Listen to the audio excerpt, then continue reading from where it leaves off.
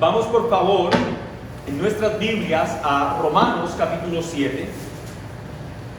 Romanos capítulo 7. Hoy vamos a retomar la exposición de la carta a los romanos y si el Señor nos lo permite, durante todo este mes estaremos exponiendo Romanos. Y el mes siguiente Timoteo y unas intermitencias de la primera carta de Juan que hará el hermano John Charlie. Y los días miércoles la exposición sistemática de los salmos. ¿Han visto, mis hermanos, la bondad del Señor, que pasamos de tener una sola exposición a tener ya 4 exposiciones? Esto es un regalo maravilloso del Señor. Mis hermanos, volviendo al punto, Romanos capítulo 7, vamos a situarnos, nuestra lectura de hoy se situará en el versículo 14 hasta el final del capítulo, el capítulo 25. Antes de iniciar a hablar de nuestro texto, pues quiero que hagamos un breve recorderis, porque ya hace más de un mes que no estudiamos la carta a los romanos. ¿En qué estamos en la carta a los romanos? Romanos, recuerden que dijimos que cuando llegamos al capítulo 6 y al capítulo 7, el apóstol Pablo, por decirlo de alguna forma, estaba haciendo un paréntesis en esta carta y hace un paréntesis para dar unas aclaraciones que son pertinentes, porque a través o cuando se predica el evangelio se suelen levantar malinterpretaciones del evangelio de gracia. Entonces en el capítulo número 6 particularmente, el apóstol Pablo aclara lo siguiente. Él ha explicado que se es salvo por gracia y que todos estamos destituidos de la gloria de Dios, por cuanto todos necesitamos la gracia de Dios. Ahora, frente a ese razonamiento, el apóstol Pablo intuye que alguien pueda decir lo siguiente: bueno, y si somos salvos por gracia, y si es por la fe, y si esta gracia sobreabundó cuando el pecado sobreabundó, entonces tal vez debamos pecar más para que haya más gracia. Y el apóstol Pablo responde con vehemencia en Romanos capítulo 6 versículo 1: en ninguna manera, nadie piense así. Ahora, en el capítulo 7, el apóstol Pablo inicia, en este paréntesis que hay dentro de la carta, es un gran paréntesis, inicia a hacer las aclaraciones que se pueden estar dando de una mala interpretación del evangelio de gracia respecto a la ley. Y respecto a la ley, el apóstol Pablo, en los primeros 13 versículos del capítulo 7, ha dicho lo siguiente: la ley no es mala, la ley no es nociva. Es más, en el versículo 12 dice que es santa, que es justa, que es buena. Y aclara que el problema entonces no es de la ley, sino el problema es de nosotros respecto a la ley. Ok, ese es como el contexto en el que estamos situados.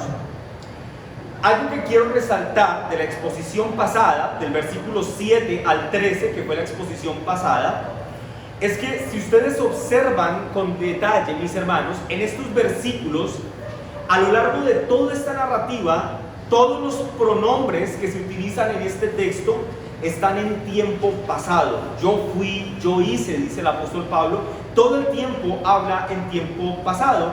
Y por lo menos el apóstol Pablo, en esta sección del 7 al 13, hace por lo menos unas 10 referencias de él mismo. Noten en sus Biblias que se repite mucho la palabra yo. Y cada vez que lo hace en relación a su vida pasada. Lo que vamos a leer hoy, o lo que vamos a estudiar hoy, que es del versículo 14 al 25, ustedes van a notar que hay un cambio de ritmo importante en el texto, y es que a partir del versículo 14 ya no se utiliza más el tiempo pasado. Todo lo que dirá a partir del versículo 14 hasta el versículo 25 lo dirá en tiempo presente. Es decir, el apóstol Pablo va a describir una situación actual para él, para su época, ¿ok? Estoy haciendo estas aclaraciones para que todos podamos entender un poco mejor el texto. Es más, quiero hacer otra gran aclaración, mis hermanos. Antes de empezar a detallar lo que los versículos dicen como tal, respecto a este texto existe una gran dificultad teológica y hay 3 posibles posiciones para interpretar el texto que vamos a interpretar hoy. quiero tomarme un tiempo importante del sermón para responder cuál será nuestra posición, para interpretar el texto y la razón por la que es importante que tengamos una posición frente al texto. ¿Cuál es la dificultad? La dificultad surge de responder una pregunta, y esta es la pregunta: ¿de quién está hablando Pablo en el versículo 14 hasta el versículo 25? ¿De quién está hablando? ¿A quién se refiere Pablo? ¿A quién está describiendo en estos versículos? Mis hermanos, responder eso es muy importante, porque si no sabemos, Pablo, a quién está describiendo allí, no entendemos lo que el apóstol Pablo está diciendo. No se puede entender. No se puede entender. Hay tres posiciones, como les digo. Hay un grupo de personas en las que en algún tiempo estuvo el gran Agustín de Hipona. Calculen el nivel de peso argumentativo que debe haber en esta posición. Hay un grupo de personas que dicen, aquí Pablo está describiendo a una persona que es inconversa, a un no creyente. ¿Y por qué afirman esto? ¿Y por qué algunos dicen Pablo está definiendo a un no creyente? Ellos dicen, si Pablo no está definiendo a un inconverso, si Pablo no está hablando de un no creyente, ¿qué sentido entonces tiene todo lo que ha dicho desde el capítulo 6 hacia atrás? ¿Qué sentido tiene todo lo que ha dicho en el capítulo 6 respecto a que los cristianos han muerto al pecado y que ahora son libres? Si aquí está diciendo que son esclavos del pecado, que son carnales, en el capítulo 7, dicen ellos, ese solo razonamiento debe hacernos entender que Pablo está hablando de un inconverso, de un no creyente. ¿Ok? Hay otra posición, la número 2. La número 2 dice que Pablo, en el versículo 14, utiliza la expresión, miren la expresión que se utiliza, mas yo soy carnal, mas yo soy carnal. De esta expresión, mas yo soy carnal, algunos sacan una segunda posición que dice básicamente lo siguiente: está hablando de un creyente pero muy maduro, inmadurísimo hasta la médula, es un creyente carnal. Y esta es una expresión muy popular que hoy en día se utiliza en muchos contextos religiosos, creyentes carnales, algo así. ¿Han escuchado ustedes esto? Es que yo soy católico pero no practicante. Ok, en nuestro lado sería como creyentes carnales, o sea, no son nada. Pero ellos dicen, no, aquí está hablando de un creyente carnal. ¿Por qué? Porque ¿cómo definieron algunos la expresión de Pablo creyente carnal? Como que usted puede ser un impío pero decir al mismo tiempo que es creyente. Así algunos definen ser un creyente carnal. Y por esa razón ellos dicen, aquí Pablo está hablando de un creyente muy maduro. O sea, él es creyente, pero se la pasa en borracheras, le gusta la infidelidad, consume drogas, pero es un creyente carnal, es un creyente. Hermanos, frente a esta posición sí me anticipo a decir que debemos rechazarla categóricamente. Categóricamente, mis hermanos. Las escrituras en ninguna de sus partes nos dan evidencia de que pueda existir tal cosa como un creyente carnal, es decir, alguien que abrace sus pecados y viva en franca y abierta rebelión contra Dios y al mismo tiempo sea un creyente. Eso no existe, eso no existe. Pero lo que sí vemos en las escrituras, mis hermanos, que esto sí vemos que lo enseña claramente, es que un nacido de nuevo, es que un creyente cuando es llamado de muerte a vida, cuando pasa de ser lo que fue en el pasado a ser lo que será en su presente y en su futuro, apenas el Espíritu Santo obra en su corazón, escuchen esta palabra, se enciende una lucha interna en su corazón, se enciende un fuego en su corazón que antes no existía contra el pecado. Hay una lucha interna en su interior, y en esa lucha interna el creyente contenderá toda su vida. Un verdadero hijo de Dios tiene esta certeza, la seguridad de su salvación, que aquel que comenzó la buena obra en él no lo abandonará, sino que lo perfeccionará y lo llevará hasta buen término. Todos los creyentes creemos esto. Todo creyente sabe que su salvación no depende de sí mismo, sino del Señor, y que el Señor lo sostiene, y que él persevera en el Señor porque el Señor persevera en él. Pero asimismo, como tiene esa certeza en su corazón, todo creyente sabe, por su propia experiencia, por su cotidianidad, sabe que aunque en un momento nació de nuevo, aún en su corazón queda un vestigio de pecado, que algunos teólogos definen como el pecado remanente. Él sabe que aún en su corazón quedan vestigios de su antigua naturaleza, y con esos vestigios de pecado, de su antigua naturaleza, el creyente sabe que tendrá que luchar todos los días de la vida hasta que se muera. Todos los días, mis hermanos. Así que lo que nos dice Pablo en esta sección es que hay una ley espiritual y que él es carnal. Y es algo que está en consonancia con el hecho de que la ley es buena y de que es Pablo el que es malo, en el sentido de que es un pecador. Así que lo que podemos decir con esto es que el texto claramente no está describiendo a un inconverso. El texto no está describiendo a esto que dijimos de cristianos carnales. Entonces, ¿a quién está describiendo el texto? Bueno, mis hermanos, es claro que Pablo en este texto se está describiendo a sí mismo. Pablo se describe a sí mismo, y escúcheme en esto, y por extensión, Pablo está describiendo a todo verdadero creyente en general. Todo verdadero creyente, mis hermanos, si usted es creyente, usted tiene que coincidir con esta descripción que Pablo ha hecho aquí.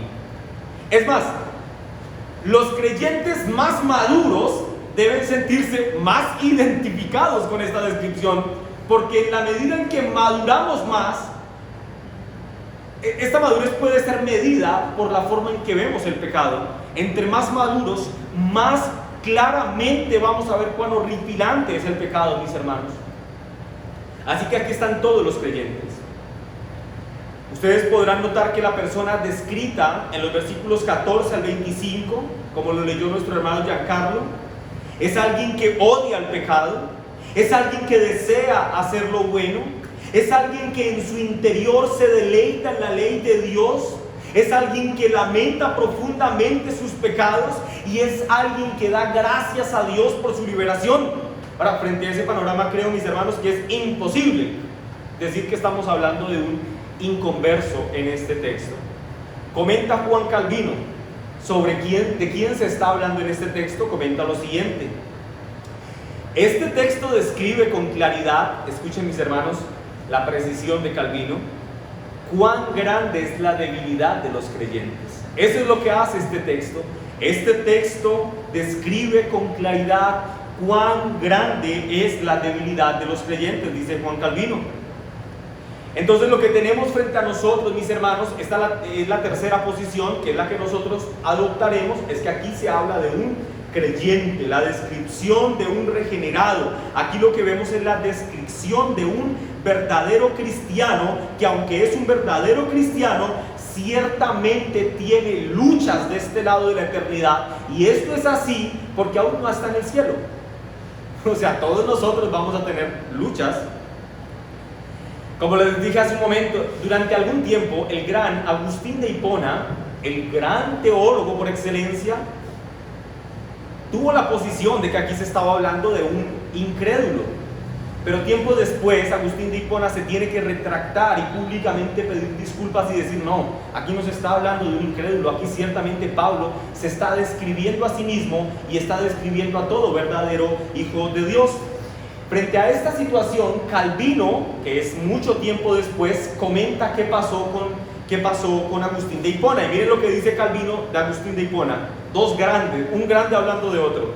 Dice lo siguiente: Agustín siguió durante algún tiempo este error común, pero después de haber considerado el pasaje más atentamente, no solo se retractó de su enseñanza, sino que también en el primer libro a Bonifacio debatió con muchas y fuertes razones, diciendo que este pasaje no puede ser expuesto de otro modo más que refiriéndose a los cristianos.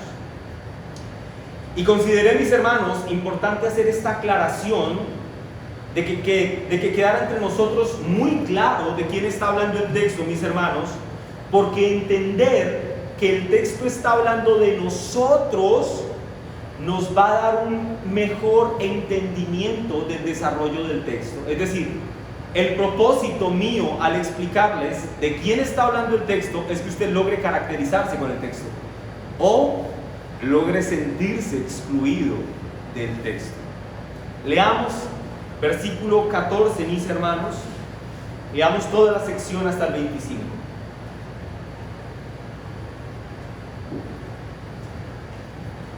Porque sabemos que la ley es espiritual, mas yo soy carnal, vendido al pecado.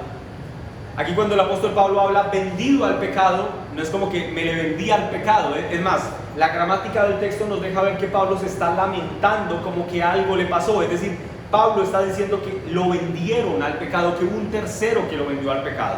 Sigamos adelante, versículo 15. Porque lo que hago, no lo entiendo. Recuerden, caracterícese. Esto está hablando de usted. Porque lo que hago no lo entiendo. Pues no hago lo que quiero, sino lo que aborrezco, eso hago. Y si lo que no quiero esto hago, apruebo que la ley es buena, de manera que ya no soy yo quien hace aquello, sino el pecado que mora en mí. Y yo sé que en mí, esto es en mi carne, no mora el bien, porque el querer el bien está en mí, pero no el hacerlo, porque no hago el bien que quiero, sino el mal que no quiero, eso hago. Y si hago lo que no quiero, ya no lo hago yo, sino el pecado que mora en mí. Así que, queriendo yo hacer el bien, hallo esta ley, que el mal está en mí. Porque según el hombre interior, me deleito en la ley de Dios, pero veo otra ley en mis miembros que se revela contra la ley en mi mente y me lleva cautivo a la ley del pecado que está en mis miembros. Miserable de mí, concluye Pablo, miserable de mí, ¿quién me librará de este cuerpo de muerte? Y responde a su propia pregunta. Gracias doy a Dios. ¿Por quién? Por Jesucristo nuestro Señor. Así que yo mismo con la mente sirvo a la ley de Dios, mas con la carne a la ley del pecado. Amén. Lo que acabamos de leer, mis hermanos, es la descripción de un creyente. Es la descripción de un hombre que ha nacido de nuevo. Como lo dije al inicio del sermón, en los versículos 7 al 13, los pronombres están en pasados. Lo que vemos allí es que Pablo, en estos versículos, está describiendo la vida de un no creyente, en los versículos 7 al 13. Pero en los versículos 14 al 25, Pablo describe la vida de un verdadero cristiano. Un hombre que quiere obedecer la ley de Dios, pero que tiene una lucha interna en torno a dicha obediencia. En los versículos 7 al 13, describe al incrédulo que no quiere obedecer la ley de Dios, que odia la ley de Dios. Ahora aquí está describiendo a un hombre que se deleita en la ley de Dios, que quiere obedecerla, pero que tiene una lucha, porque no la puede obedecer, porque falla en torno a dicha obediencia. Leamos el versículo 14, mis hermanos.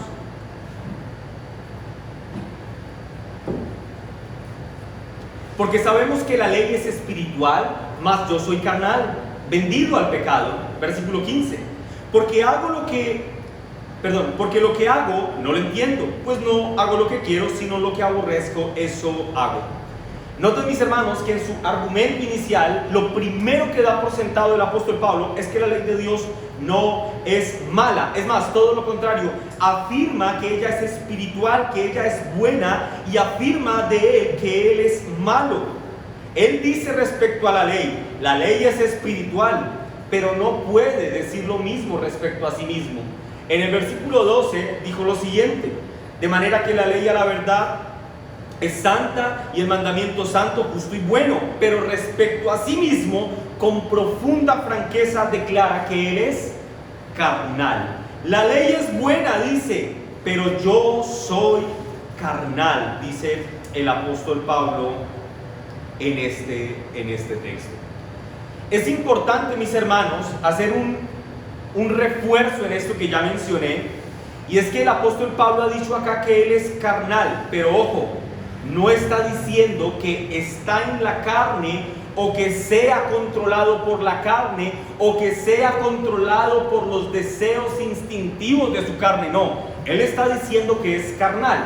A lo que se refiere el apóstol Pablo, claramente no es a ese concepto que ya desvirtuamos. A lo que se refiere él con ser carnal, o ser carnal significa hacer algo que sea opuesto a la ley. ¿Sí me hago entender, mis hermanos? A eso se refiere Pablo. Él dice, soy carnal en el sentido de que hago cosas que son opuestas a la ley. La ley es espiritual. La ley es perfecta, la ley es divina, pero Pablo es imperfecto y es terrenal. Es en ese sentido que tiene que ser entendida la expresión yo soy carnal, yo soy carnal. Y enfatizo este punto, mis hermanos, porque de esto sí que abunda hoy creyentes que se creen creyentes, pero creyentes carnales. Yo soy creyente, pero soy un creyente carnal. Esto no existe, mis hermanos. Si alguien abraza franca y abiertamente sus pecados y vive en rebelión contra Dios, pero ora por las noches y eventualmente va a la iglesia, no es un creyente, mis hermanos, no es un creyente. Miren lo que dice el apóstol Pablo en este texto en 1 Corintios capítulo 3, los de Biblia rápida que me acompañen, 1 Corintios capítulo 3, versículo 1 al 3. Y en este texto el apóstol Pablo hablará respecto a las imperfecciones humanas, pero ojo, hablará de creyentes. Miren lo que dice, 1 Corintios capítulo 3, versículo 1 al 3. Dice la palabra del Señor: de manera que yo, Pablo, ahora sus remitentes, hermanos, note que está hablándole a creyentes, hermanos, no puedo hablaros como a espirituales, sino como a carnales. ¿Ven?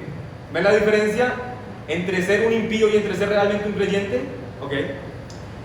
No puedo hablaros como a espirituales, sino como a carnales, como a niños en Cristo. Os di a beber leche y no vianda, porque aún no erais capaces, ni sois capaces todavía, porque aún sois carnales, pues habiendo entre vosotros celos, contiendas, disensiones, ¿no sois carnales y andáis como hombres?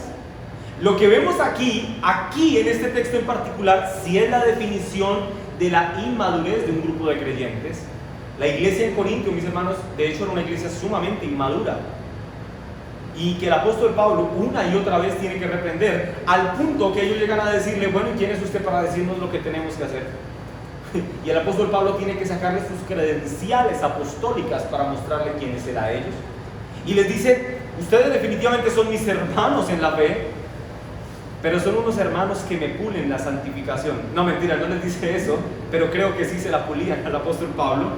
Él les dice: no les puedo hablar con temas densos o profundos porque ustedes están todavía ocupados de celos, de contiendas, de disensiones, de chismes, de murmuraciones, de secretillos de pasillo. Eso no son cosas de cristianos maduros.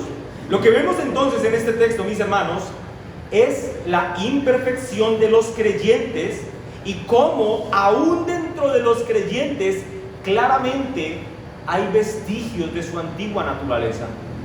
Creer que cuando nosotros nacemos de nuevo el pecado es exterminado completamente, eso se llama perfeccionismo, y eso es una cosa que no es cristianismo, claramente no es el cristianismo. En el cristianismo, mis hermanos, nosotros vemos que cuando nacemos de nuevo aún luchamos con nuestros pecados. Ciertamente hay pecados que mortificamos más diligentemente que a otros, y esos pecados, la lucha no es tan significativa como lo fue hace algunos años atrás. Por ejemplo, mis hermanos, yo hoy honestamente no pienso si en ir o no a drogarme, porque esta ya no es una lucha latente en mi corazón, pero soy cuidadoso de ello. Lo que quiero decir es que todo el tiempo el creyente está luchando con el pecado en su corazón. ¿Hasta cuándo luchará el creyente con el pecado en su corazón? Todos los días de su vida. Comenta William Hendrickson frente a este tema: hubo un tiempo en que Pablo fue exclusivamente un pecador. Hubo un tiempo, mis hermanos, en que ustedes fueron exclusivamente unos pecadores. Y dice Hendrickson: habrá un tiempo en que Pablo será exclusivamente santo. Mis hermanos, habrá un tiempo en que todos nosotros seremos exclusivamente santos. Pero agrega Hendrickson: pero en este momento, mientras Pablo dicta esta carta, Pablo es un pecador santo. Dice Hendrickson: Pablo es un pecador santo. Un santo, dice. Por cierto, es un santo, pero todavía un pecador. De allí, y miren esta expresión, de allí procede la tensión y el conflicto interno del apóstol Pablo. Y este conflicto no es exclusivo de él, sino que es un conflicto que trata con todo verdadero creyente. Todo verdadero creyente experimentará este conflicto, dice Hendriksen. Y consideré, mis hermanos, hacer esta cita directa de Hendriksen como muy importante, porque en ella no solo explica el estado de Pablo como creyente, pero con pecado, con un remanente de pecado en su corazón, sino que ciertamente describe muy bien lo que somos todos nosotros. Por una parte, mis hermanos, nosotros fuimos declarados santos, justos y sin mancha delante de Dios Padre, porque la justicia de Cristo nos fue imputada a nuestro favor. ¿Recuerdan los primeros estudios de Romanos? Bendito Dios, somos salvos por ello. Somos salvos porque la justicia de Cristo está a nuestro favor. Pero por otra parte, mis hermanos, en nuestra vida cotidiana, cuando le decimos al niño, ven, y él no viene. Cuando le decimos a la esposa, mi amor, haz esto y hace lo contrario. O cuando la esposa le dice al esposo, uno, no te quites los zapatos y los dejes ahí, y uno va y se los bota encima de la cama. Y la ira sube por todo nuestro cuerpo hasta nuestra cabeza. Cuando nos airamos, cuando nos molestamos, cuando pensamos mal, cuando utilizamos palabras que no debimos utilizar. En fin, cuando nos vemos a nosotros mismos en nuestra cotidianidad como que hemos pecado, allí sabemos que por una parte sí, fuimos declarados santos, justos, pero por otra parte, aún pecamos. Y a esto es a lo que Hendriksen se refiere con la expresión que él utiliza para referirse a Pablo como un pecador santo. Pega las palabras, un pecador santo. Mientras yo realizaba el estudio, mis hermanos, de esta porción de las Escrituras en particular, para mí fue inevitable, mis hermanos, inevitable ver cómo cada una de las palabras que Pablo utilizaba acá me describían a detalle. Yo he sido justificado por la gracia de Dios, pero también peco, lucho en mi corazón con el pecado, más veces de las que uno quisiera admitir, mis hermanos. Y yo creo que no solamente yo soy tan mugre de identificarme con Pablo, sino que creo que todos los presentes aquí, mis hermanos, podemos caracterizarnos con las palabras del apóstol Pablo en este texto. En el versículo 15 dice, porque lo que hago no lo entiendo, pues no hago lo que quiero. Miren la frustración, lo que hago no lo entiendo, pues hago lo que no quiero hacer, sino lo que aborrezco. Lo que odio, el pecado, eso es lo que hago.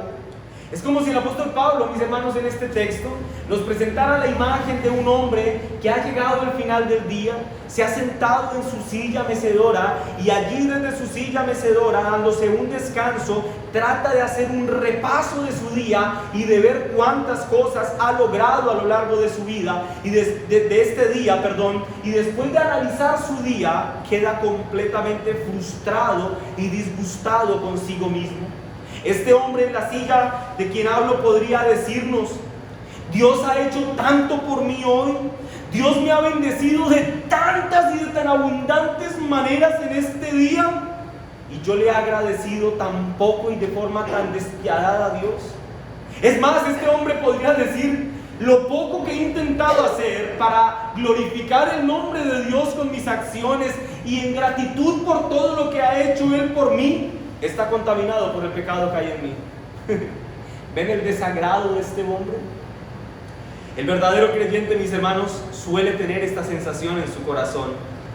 Suele sentir esta frustración de saber que por una parte debe vivir santamente para un Rey eterno, pero por otra parte observa su naturaleza llena de deficiencias y llena de debilidades. El verdadero creyente, mis hermanos, sabe que su meta suprema, que es darle gloria a Dios con toda su vida, siempre es más alta, mis hermanos, que cualquiera de sus logros. Siempre sentimos que estamos quedándonos cortos. Debo darle gloria a Dios con todo en mi vida, y siempre sentimos que nos hemos quedado cortos en ello. Me voy a anticipar un poco al final, pero gloria sea a Dios por ello, mis hermanos. Gloria sea a Dios por ello.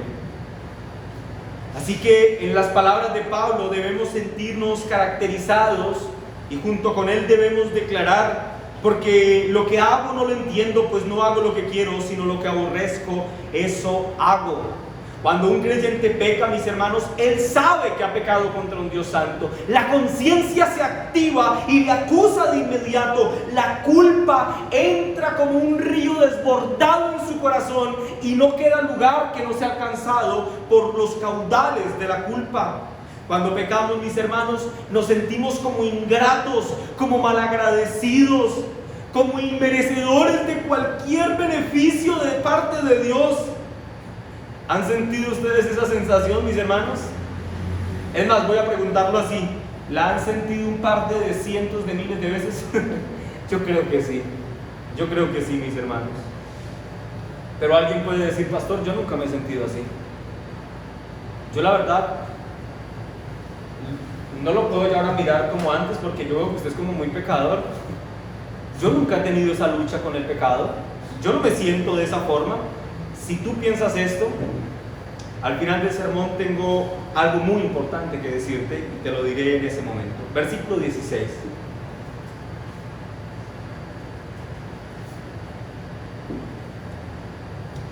Y si lo que no quiero, dice el apóstol Pablo, recuerden que está en esta lucha interna, y si lo que no quiero esto hago, miren la conclusión: apruebo que la ley es buena.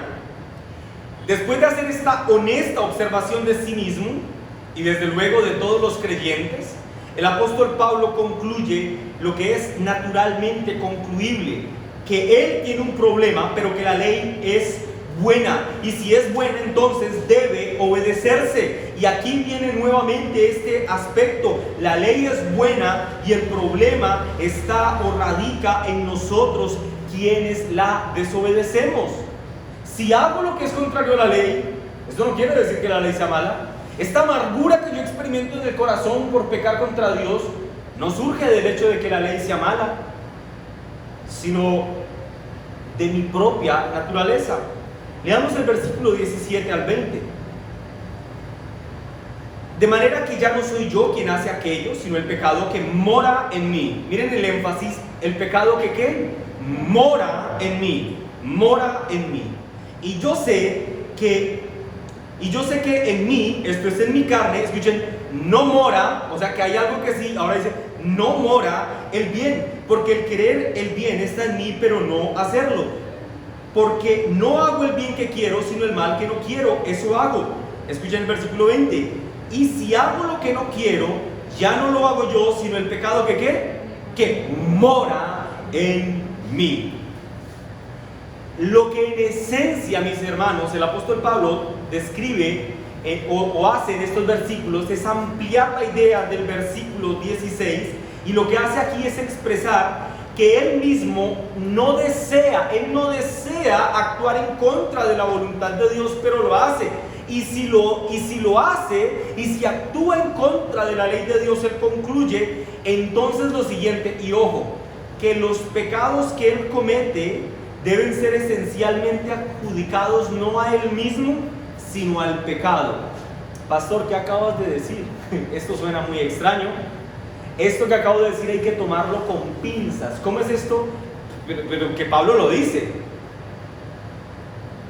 De manera que ya no soy yo quien hace aquello, o sea, no soy yo. Algunos, mis hermanos, cuando leen esto, suelen sentirse tentados a pensar que el apóstol Pablo se está zafando de su responsabilidad respecto al pecado. Es decir, que él está diciendo, como una historia que yo creo que he contado acá en alguna oportunidad, de un policía que golpeó a unos amigos, el carro del parabrisas de unos amigos, y en ese entonces apenas estaban saliendo los celulares de cámara y uno lo estaba grabando, y cuando le dijo lo grabé, el policía le dijo: no, si viera, es que me poseyó el diablo, y yo soy cristiano y me poseyó, y me cogió la mano y yo le pegué a ese parabrisas sin querer con el casco.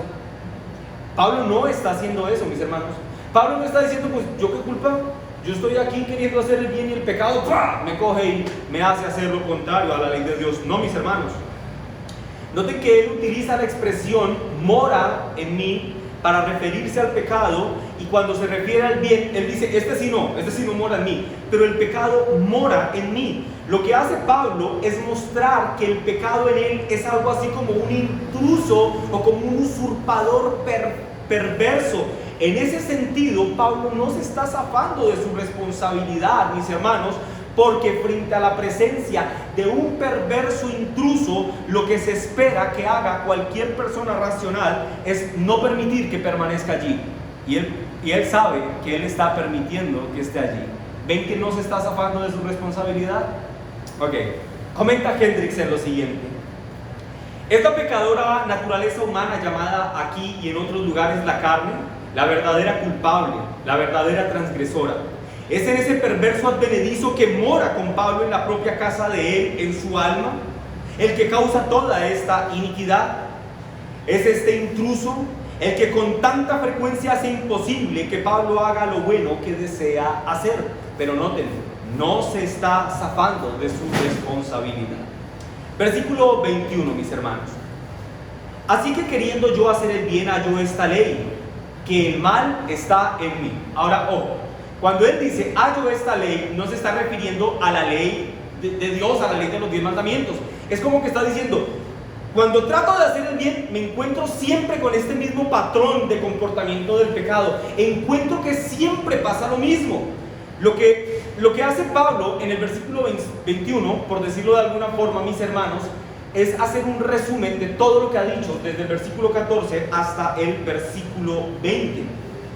Y básicamente lo que Pablo dice, mis hermanos, o lo que Pablo dice es que toda vez que él quiere hacer algo bien, hacer algo para la gloria de Dios, él se percata de que algo realmente está mal en él.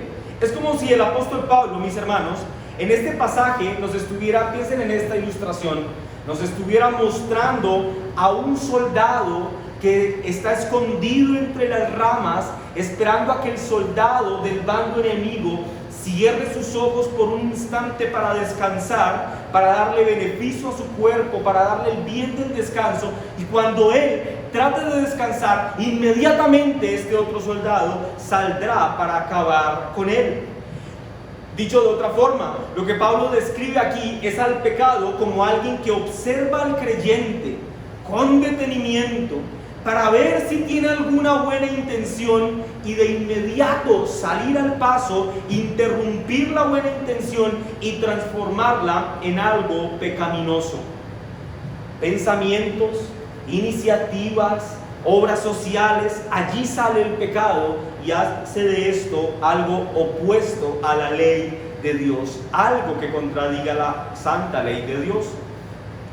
Leamos el versículo 22 al 23, que es como una ampliación del resumen. Eso suena raro, una ampliación de un resumen, pero es en efecto lo que Pablo hace aquí. Porque según el hombre interior, me deleito en la ley de Dios, pero veo otra ley en mis miembros que se revela contra la ley de mi mente, que me lleva cautivo a la ley del pecado que está en mis miembros. Lo primero a lo que hace referencia el apóstol Pablo es que él encuentra deleite en la ley de Dios, y esto según el hombre interior. Aquí a la ley que se está refiriendo en efecto sí es a la ley moral de Dios. Pablo está teniendo en cuenta el decálogo, los 10 mandamientos, y dice, me deleito en ella. Mis hermanos, un creyente, cualquiera de ustedes, y yo desde luego, no ve la ley de Dios, mis hermanos, no ve la ley de Dios como letra muerta. La ley de Dios sigue siendo la ley de Dios para nosotros, pero ojo, que en ella tampoco el creyente puede ver un medio de salvación, porque por gracia sois salvos por medio de la fe. Frente a esta realidad de que la ley no es letra muerta, pero que tampoco es un medio de salvación, el creyente lo que debe hacer en relación a la ley es expresar un profundo agradecimiento respecto a ella, porque es por medio de la ley que Dios le concede al creyente algo que ya hemos estudiado aquí: ver la cara horripilante del pecado. Es por medio de la ley, mis hermanos, que podemos ver cuán horripilante es el pecado. Así que Pablo dice, me deleito en esta ley que me deja ver el pecado, cuán horripilante es. Todos nosotros debemos deleitarnos en ella. ¿Quiénes se deleitan en la ley? Pues solo los hijos de Dios se deleitan en ella y tratarán de mostrarle a Dios su gratitud y su amor por la ley que les ha dado. Dicho deleite, dice Pablo, surge del hombre interior. Cuando Pablo habla del hombre interior, se refiere a aquello que no puede ver el ojo público, a lo interno, a lo que está en el corazón, allí donde el principio de vida fue implantado por el Espíritu Santo, a ese lugar en donde el Espíritu Santo se alojó y nos pasó de muerte a vida. Es justamente porque allí en el hombre interior el Espíritu Santo reposa en nuestros corazones. Es justamente por eso que podemos deleitarnos en la ley de Dios y vernos animados todos los días a considerarla, a amarla y a ponerla por obras. Pero en estos mismos versículos que leímos, Pablo declara que hay otra ley, la de sus miembros. Pablo ve una ley diferente en él que le hace guerra a la ley de su mente. Y como dice él mismo, lo hace prisionero a la ley del pecado. La ley del pecado es la que hace que el escritor de esta carta y nosotros también hagamos lo que no queremos hacer. De allí que el apóstol Pablo se queje amargamente por las inclinaciones de su corazón. Ese dolor, mis hermanos, por dichas inclinaciones se puede leer con profunda claridad en esa expresión tan sublime y tan excelsa que pronunciará en el versículo 24. Pablo ha venido todo este tiempo diciendo: quiero honrar a Dios, quiero vivir para su gloria, quiero exaltar al Rey con todo mi ser, pero hago lo que no quiero. Expresa esta profunda frustración de amar a Dios, pero de aborrecer a un hermano, de desestimar al cónyuge, de pecar. Yo quiero honrar a Dios, pero aún tengo esto en mi corazón. ¿Y qué concluye el apóstol Pablo? Miserable de mí, ¿quién me librará de este cuerpo de mi muerte? Oh, soy un hombre miserable, porque quiero honrar a Dios, quiero obedecer su ley. Su ley es santa, pero hago lo contrario a ella. Oh, miserable de mí, ¿quién me librará de este cuerpo de muerte? Este es el clímax al que el apóstol Pablo llega. De hecho, el título de este sermón es La lucha del miserable y su victoria. Y lo que vemos en este versículo es el clímax de la lucha del miserable. Pablo se lamenta genuina y profundamente, mis hermanos. Su corazón le duele al considerar que en él todavía hay un remanente de pecado, y que ese remanente de pecado que hay en él es lo que hace que él sea incapaz de servirle a Dios completa y profundamente como él lo quisiera. A veces, mis hermanos, se pone uno a mirar estas redes sociales y uno desliza el dedo cientos de veces sobre la pantalla, y cuando uno reacciona ha pasado más de media hora, 40 minutos, en un buen escenario, en un mal escenario un par de horas. Y a mí me ha pasado, mis hermanos, y yo me lamento en mi corazón y digo: debí haber orado en este tiempo, debí haber leído la palabra de Dios, debí haber leído un libro que me nutriera y que me llenara de esa bendita palabra de Dios. Lo que quiero hacer, no lo hago. El lamento del apóstol Pablo, mis hermanos, en este versículo, ciertamente ha de ser el lamento de todo verdadero hijo de Dios. Mis hermanos, todos nosotros debemos reconocer esto. Hemos pecado contra Dios aún cuando fuimos emancipados de la esclavitud del pecado. Todos nosotros hemos pecado contra Dios. Hemos pecado más veces de las que nosotros mismos quisiéramos reconocer o siquiera podemos recordar. Es más, cuando hemos tratado de hacer algo correcto en relación a Dios, hemos visto que eso correcto que hemos tratado de hacer en alguna forma lo manchamos nuevamente con el maldito pecado. Gloria a Dios, mis hermanos, la salvación no depende de nosotros, porque si así fuera, no habría esperanza en lo absoluto para ninguno de nosotros. Gloria a Dios, nuestra salvación depende de aquel que vivió una vida perfecta y no de nosotros. La conmovedora expresión del apóstol Pablo cuando dice miserable de mí. Es una expresión que te define a ti, mi hermano, y ciertamente me define a mí. El lamento de nuestro corazón, mis hermanos, por el pecado ha de ser un lamento constante. Es más, en la medida en la que maduramos más en nuestra fe, más nos debemos lamentar por nuestro pecado. Alguien tiempo atrás estábamos charlando y me dijo: pastor, ¿cierto que la vida del cristiano es una vida de sufrimiento? Yo me quedé pensando y le dije: sí, pero mi hermano, creo que es de constante sufrimiento. Es decir, cada vez el cristiano sufre más. ¿Y por qué? Pregunta, le digo: pues porque en la medida en que maduramos, más conscientes somos del pecado y más nos damos cuenta que nosotros pecamos, y esto no puede llenarnos de gozo. De no ser por la gracia del Señor, ya nos hubiéramos tirado de cabeza en un puente. Es el Señor el que nos sostiene en medio de esta lucha interna, en medio de este sufrimiento. Y en contraposición a esto, mis hermanos, ningún incrédulo puede tener esta lucha. Ningún incrédulo se lamenta genuinamente por sus pecados. ¿Has escuchado a un incrédulo decir lo siguiente: miserable de mí, ¿quién me librará de este cuerpo de muerte? El incrédulo está satisfecho con su estilo de vida. Y yo te pregunto, mi hermano, ¿tú puedes decir eso? ¿Tú puedes decir hoy: pastor, yo de verdad esto es algo que siento todos los días? Me veo al espejo y digo: miserable de mí, ¿quién me librará de este cuerpo de muerte? Claro, seguro que quizá en estas palabras no, pero usted experimenta esta frustración de saber que usted ha sido salvo por gracia, de que su vida debe ser un constante testimonio de la bondad de Dios, pero usted se halla pecando. ¿Usted puede adherirse a esta declaración del apóstol Pablo? ¿O sencillamente usted permanece indiferente a sus pecados? ¿O si algo lo incomoda del pecado es las consecuencias del pecado, pero no el pecado en sí mismo?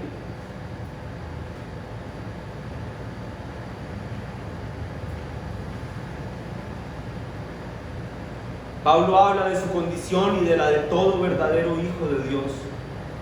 Y en esta declaración: miserable de mí, ¿quién me librará de este cuerpo de muerte? Noten que el apóstol Pablo en esta expresión deja ver todo el dolor que siente por su pecado. Pero, mis hermanos, este lamento que el apóstol Pablo hace en este texto, que está lleno de dolor, noten esto: no está lleno de desesperanza. Lleno de dolor, sí, pero no de desesperanza. Versículo 25, esto es hermoso.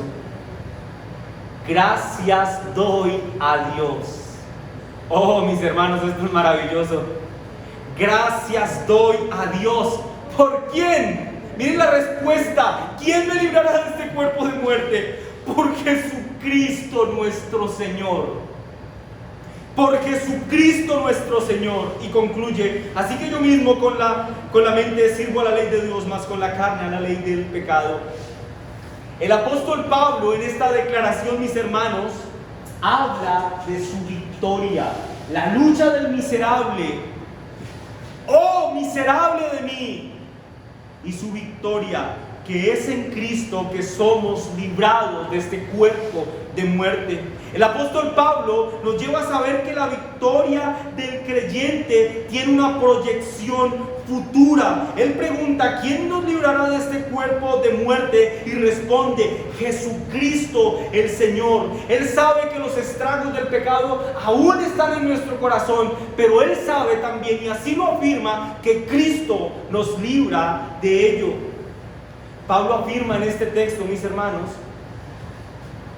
que mientras estemos en este cuerpo de humillación, la lucha continuará. Que mientras estemos en este cuerpo, la lucha continuará todos los días. Y ojo, mis hermanos, que no estoy diciendo que el espíritu es bueno y la carne es mala, como dicen los gnósticos. No, mis hermanos, no estoy separando una cosa de la otra, porque al final todo va a ser regenerado, hasta el cuerpo, mis hermanos. Lo que estoy diciendo es que mientras estemos en este cuerpo de humillación, la lucha no terminará, y consecuentemente el dolor y la aflicción por el pecado no abandonarán el corazón del creyente nunca. Si esto es así, Es lógico, mis hermanos, que podamos decir todos los días de nuestra vida: miserable de mí, ¿quién me librará de este cuerpo de muerte? La respuesta de Pablo es gloriosa y jubilosa. Gracias doy a Dios por medio de Jesucristo nuestro Señor. ¿Notan la certeza del apóstol Pablo? ¿Quién me librará de este cuerpo de muerte? Y después de haber descrito esa lucha interna de una forma tan brutal, dice: gracias a Dios. ¿Por quién? Por Jesucristo. ¿Pueden notar la certeza del apóstol Pablo, mis hermanos?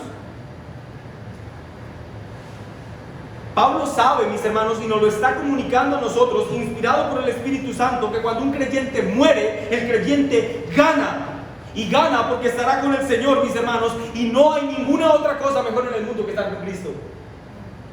No la hay. Pablo sabe, mis hermanos, mirando a esa realidad futura, que cuando los creyentes mueren, habrán dejado para siempre atrás el pecado. Y ese conflicto interno que los hizo tan miserables en la tierra habrá acabado para siempre. Para siempre, mis hermanos. De allí que el apóstol declare: porque para mí el vivir es Cristo y el morir me es ganancia. En Apocalipsis, capítulo 21, versículo 27, declara Juan respecto a esta ciudad celestial: no entrará en ella, escuchen, no entrará en ella cosa inmunda o que hace abominación y mentira, sino que solamente los que están inscritos en el libro de la vida del Cordero. No entrarán en ella cosa inmunda o de abominación. Mis hermanos, en ese momento haremos muchas cosas, pero habrá algo que no podamos hacer: pecar.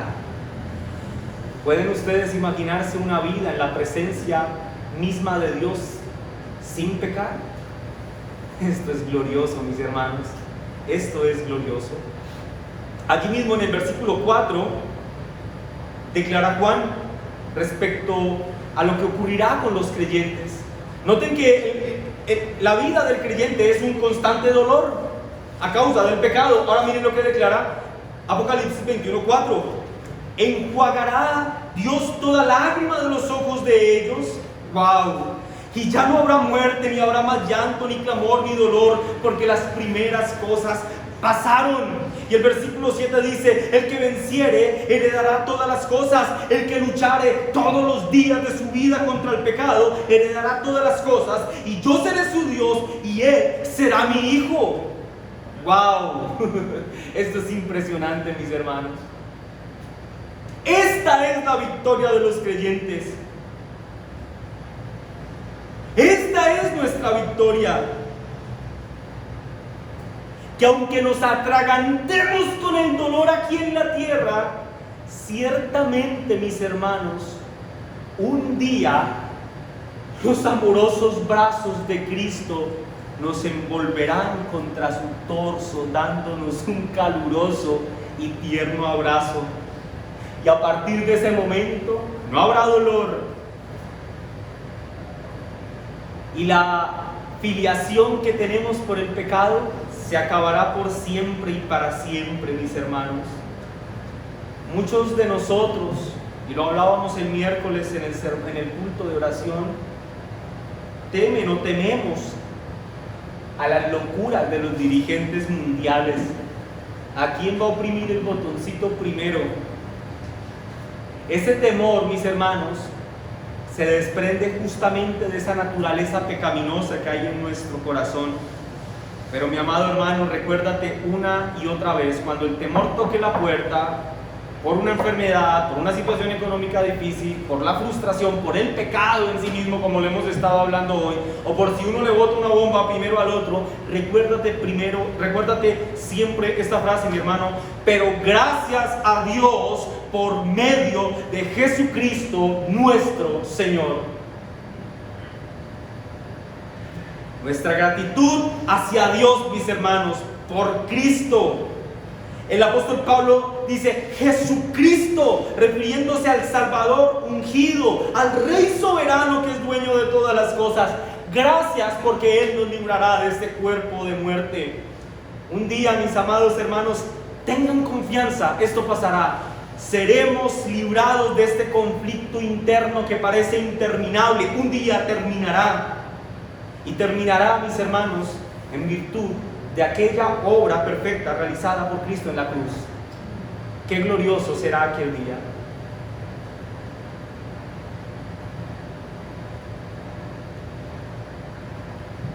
Yo pregunté hace un momento en el desarrollo del sermón: hermano, ¿te sientes caracterizado con esto? Y creo que indudablemente debemos sentirnos caracterizados. Vi a muchos hacer caras de, sí, claro, yo peco, pastor, claro que me siento caracterizado con esto. Gloria a Dios por ello, mi hermano, porque si esto te define a ti, es porque no estás en una vida en conformidad al pecado, no te has rendido al pecado. Y si estás luchando hoy con el pecado, es porque el Señor te provee de las fuerzas para que lo hagas. Cristo está perseverando en ti, y Él no te dejará, no te abandonará, y perseverará en ti hasta perfeccionarte para el día final. Pero si tú, después de escuchar todo esto, dices: bueno, pastor, estoy un poco inquieto porque la verdad es que esa no es mi realidad. Yo no tengo esa lucha diaria con el pecado. A mí me gusta la iglesia, me siento cómodo ofrendando. Es más, si me pusieran a hacer cualquier cosa lo haría de corazón, pero esa lucha que usted dice que tenemos los cristianos con el pecado, yo no la tengo. Y la verdad es que si yo soy franco conmigo, yo probablemente no he nacido de nuevo. Si esa es tu realidad hoy, mi amigo, si tú no has nacido de nuevo, si tú hoy no luchas con el pecado y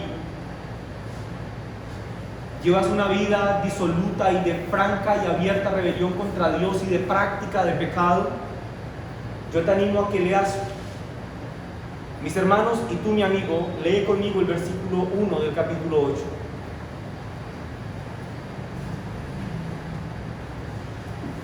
Que vamos a estudiar la próxima semana. Dice el apóstol Pablo, inspirado por el Espíritu Santo: ahora pues, esto es una conclusión que él va a decir, Romanos 8:1. Ahora pues, esto es precioso, ninguna condenación hay para los que están en Cristo Jesús, en el mismo que acabo de decir que nos librará del cuerpo de muerte. Los que no andan, para ellos no habrá condenación, para los que no andan conforme a la carne, sino conforme al Espíritu. ¿Lo ven, mis hermanos? No habrá condenación para aquellos que experimentan esta lucha diaria. Pero ciertamente habrá condenación para aquellos que, como dice el Salmo 2, perezcan en camino de maldad. Habrá condenación para el alma que cuando llegue su momento de partir de este mundo sea hallado sin la justicia de Cristo imputada a su favor. Mi amigo, si esta es tu realidad, quiero decirte de corazón, esto es grave. Esto es muy grave para ti. Esta es la peor noticia que tú puedes haber escuchado en tu vida. Si tú mueres sin la justicia de Cristo en tu favor, estarás condenado para siempre. Y de esa situación no hay remedio. Después de que el juicio sea dado y tú seas declarado culpable, ya no hay remedio. No se puede salir de allí. De lo que te hablo es de algo muy grave.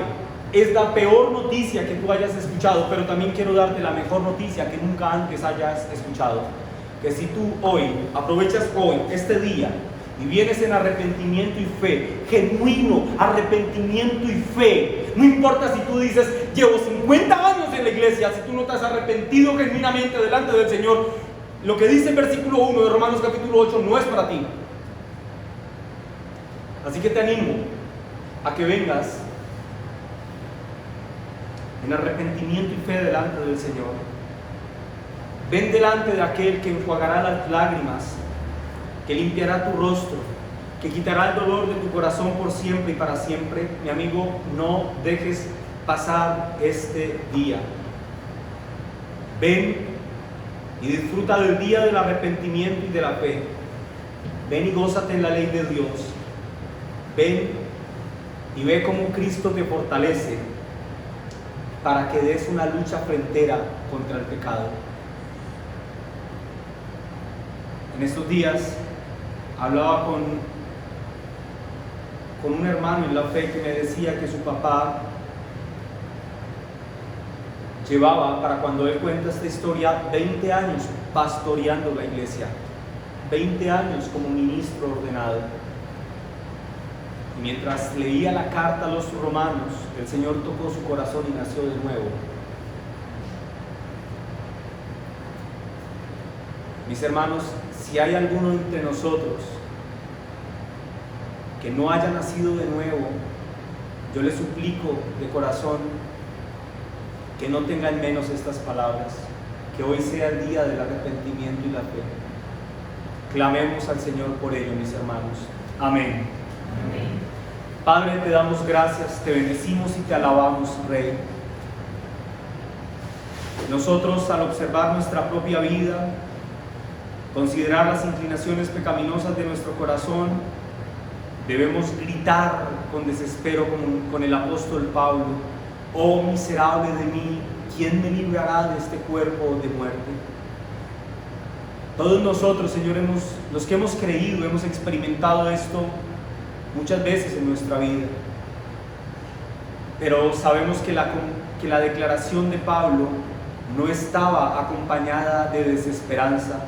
Todo lo contrario, estaba impregnada de principio a fin de la preciosa esperanza que tenemos en Cristo.